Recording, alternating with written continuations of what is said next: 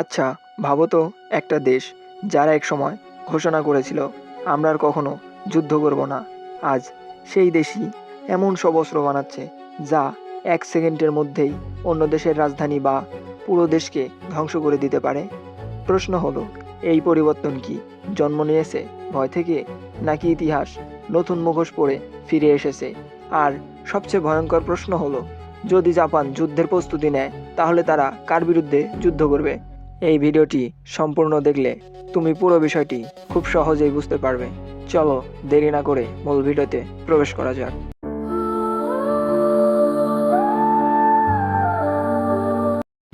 Japan একটা নাম যার সঙ্গে জড়িয়ে আছে হিরোশিমা, নাগাসাকি পারমাণবিক যুদ্ধ এবং ধ্বংসস্তূপের নিচে চাপা পড়ে থাকা মানুষের কান্না এবং তার প্রতিচ্ছবি। 70 বছরেরও বেশি সময় ধরে জাপান নিজেকে পরিচয় দিয়েছে একটি শান্তিপূর্ণ নিরস্ত্র রাষ্ট্র হিসেবে, কিন্তু আজ বিশ্বের সবচেয়ে আধুনিক ক্ষেপণাস্ত্র, রেকর্ড পরিমাণ সামরিক বাজেট এবং সরাসরি শত্রুর ভূখণ্ডে আঘাত আনার পরিকল্পনা। এখানেও প্রশ্ন একটাই, কিন্তু কেন? এই গল্প শুধু রাজনীতি না, এই গল্প ভয়, ইতিহাস, প্রতিশোধ, বেঁচে থাকার মানুষের মন এবং দেশের মধ্যে লুকানো দ্বন্দ্বের। এক সময় জাপান মানেই ছিল আতঙ্ক। চীন, কোরিয়া, ফিলিপাইন যেখানেই গেছে সেখানেই তারা রক্তপাত করেছে। দ্বিতীয় বিশ্বযুদ্ধের সময় জাপান সেনাবাহিনীকে বলা হতো সূর্যের ছায়া, কারণ তারা সূর্যের মতোই নিষ্ঠুর ছিল। কিন্তু সেই সূর্য একদিন পুড়ে গেল। হিরোশিমা আর নাগাসাকি দুইটি শহর ধ্বংস হয়ে যাওয়া দেখে জাপানের সেনাবাহিনী আত্মসমর্পণ করে। শহর পুড়ে ছায়ে মিশে গেছে, মায়ের বুক থেকে শিশু কাঁদছে, বৃদ্ধরা বাঁচার আশা হারাচ্ছে, সেনাবাহিনী ধ্বংসস্তূপের নিচে পড়ে আছে। সেই দিন জাপান শুধু যুদ্ধেই হারেনি, তারা হারিয়েছে অহংকার, আত্মবিশ্বাস, দানবীয় শক্তি। সেই দিনের পর থেকে তারা শপথ করে আর কখনো যুদ্ধ করবে না। যুদ্ধের পর জাপান গড়ে তোলে নতুন এক পরিচয়, কারখানা, প্রযুক্তি, শিক্ষা, শৃঙ্খলা। বিশ্ব ভাবল জাপান এখন নিরাপদ, কিন্তু ভয় কখনো মরে না, ভয় শুধু ঘুমিয়ে থাকে। তার চারপাশের দেশগুলো ঘুমন্ত জাপানকে আবারও জাগিয়ে তুলছে। চীন দিন যত যাচ্ছে তারা আরও শক্তিশালী হচ্ছে, উত্তর কোরিয়া ক্ষেপণাস্ত্র বানাচ্ছে, রাশিয়াও দিন যত পার হচ্ছে তারা আরও শক্তিশালী ও ভয়ঙ্কর হয়ে উঠছে। জাপান এখন ধীরে ধীরে বুঝতে পারছে শান্তি মানেই নিরাপত্তা নয়।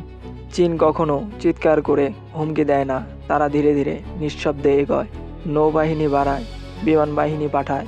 সেনাকাকু দ্বীপপুঞ্জগুলো ছোট জায়গা, কিন্তু এখানেই জাপানের মূল ভয়ের কারণ। চীনা যুদ্ধজাহাজ বারবার সেখানে দেখা যায়, জাপান নীরবে তাকিয়ে থাকে। জাপান শুধু তাকিয়ে থাকে আর ভাবতে শুরু করে, যদি একদিন চীনা জাহাজ ফিরে না যায় আর তাদের আক্রমণ করে তাহলে তারা কি করবে? তাহলে কি তারা অসহায়ের মতো আত্মসমর্পণ করবে? ঠিক এই জায়গা থেকেই জাপান ধীরে ধীরে অ্যাগ্রেসিভ হয়ে উঠছে। তাইওয়ানকে যদি চীন দখল করে ফেলে তাহলে পরের লক্ষ্য কে হবে? নিশ্চয়ই জাপান। এই কারণগুলোর জন্যই জাপান তাদের পুরনো নীতির বাইরে যেতে বাধ্য। এই বাধ্যতা মানুষের মধ্যে দ্বন্দ্ব সৃষ্টি করছে। কেউ বলছে এটা প্রয়োজন, কেউ বলছে এটা আরও বেশি বিপজ্জনক। এর মধ্যে মাঝে মাঝেই উত্তর কোরিয়ার হুমকি। উত্তর কোরিয়ার ক্ষেপণাস্ত্রগুলো জাপানের উপর দিয়ে উড়ে যায়, জাপানে সাইরেন বাজে, মানুষ মনে করে আবার যুদ্ধ শুরু হয়ে গেল। একটা দেশ আর কতদিন চুপ করে থাকবে? কতদিন নিরাপত্তা শুধু আশা হিসেবে দেখবে? এ থেকেই জাপান সিদ্ধান্ত নেয় এবার পাল্টা আঘাত আনার ক্ষমতা দরকার। এটি কেবল কৌশল নয়, এটি জাপানের অস্তিত্ব টিকে রাখার জন্য প্রয়োজন। এই থেকেই বর্তমান জাপানি সেনাদের চোখে একটি নতুন বাস্তবতার জন্ম নিল, যেখানে শান্তি এবং শক্তি একসাথে থাকবে। এরপরেও ইউক্রেন যুদ্ধ জাপানের চোখ আরও খুলে দেয়। ইউক্রেন ভেবেছিল রাশিয়া আক্রমণ করবে না, কিন্তু রাশিয়া আক্রমণ করেছে। জাপান বুঝল আজ ইউক্রেন, কাল অন্য কেউ। শক্তি ছাড়া স্বাধীনতা থাকে না। এই সব কিছু থেকে শিক্ষা নেওয়ার পরে জাপান সামরিক বাজেট বাড়ায়, মিসাইল কেনে এবং শক্তিশালী জোট গঠন করে।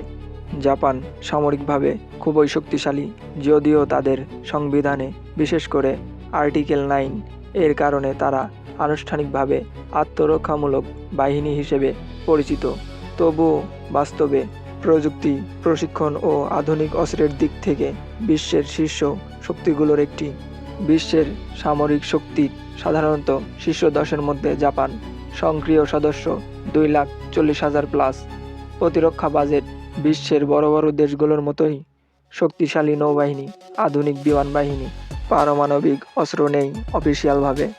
জাপানের প্রধান অস্ত্রসমূহ যুদ্ধবিমান AF-35 এর lightning II, AF-35B lightning II, AF-15J eagle, AF-2 multi-role fighter.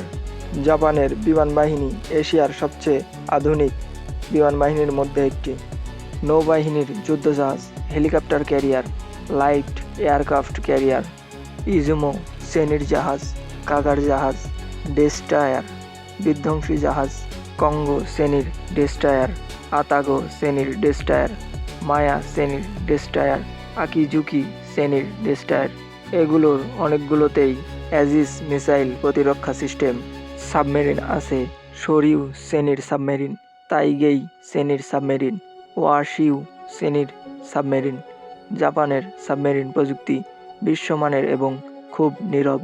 Missile system: type 12 antiship missile, type 88 antiship missile, Patriot PAC-3 বিমান প্রতিরক্ষা, SM-3 ব্লক মিসাইল ব্যালিস্টিক প্রতিরক্ষা, ট্যাঙ্ক এবং স্থল অস্ত্র, type 10 main battle tank, type 90 tank, type 60 mobile combat vehicle, type 89 infantry fighting vehicle. বিশেষ প্রযুক্তি: Aegis ballistic missile defence, উন্নত radar network, space ও সাইবার প্রতিরক্ষা ইউনিট। শেল্ড প্রযুক্তি: গুরুত্বপূর্ণ বাস্তবতা, জাপানের পারমাণবিক অস্ত্র নেই, কিন্তু তারা ইউনাইটেড স্টেট আর্মেড ফোর্সের ঘনিষ্ঠ মিত্র। তারা আত্মরক্ষামূলক নীতি মানলেও সাম্প্রতিক বছরগুলোতে দ্রুত আধুনিকায়ন করছে। জাপান সরাসরি আক্রমণাত্মক না হলেও প্রযুক্তি, নৌবাহিনী ও বিমান শক্তিতে অত্যন্ত উন্নতি করেছে। এশিয়ার সবচেয়ে ভয়ঙ্কর প্রতিরক্ষামূলক সামরিক শক্তিগুলোর একটি। জাপান আজ দাঁড়িয়ে আছে দুই ইতিহাসের মাঝখানে। একদিকে পারমাণবিক আগুনের স্মৃতি, অন্যদিকে আধুনিক বিশ্বের নির্মম বাস্তবতা। তারা অস্ত্র ধরেছে যুদ্ধের জন্য নয়, বেঁচে থাকার জন্য। ইতিহাস বলে, যেখানে অস্ত্র কথা বলে সেখানেই ভুল হওয়ার সুযোগ সবচেয়ে বেশি। এখন প্রশ্ন হলো, জাপান যুদ্ধ করবে কিনা? প্রশ্ন হলো, বিশ্ব কি আবারও ভুল পথের দিকে হাঁটছে? আপনার মতামত কি কমেন্টে জানান।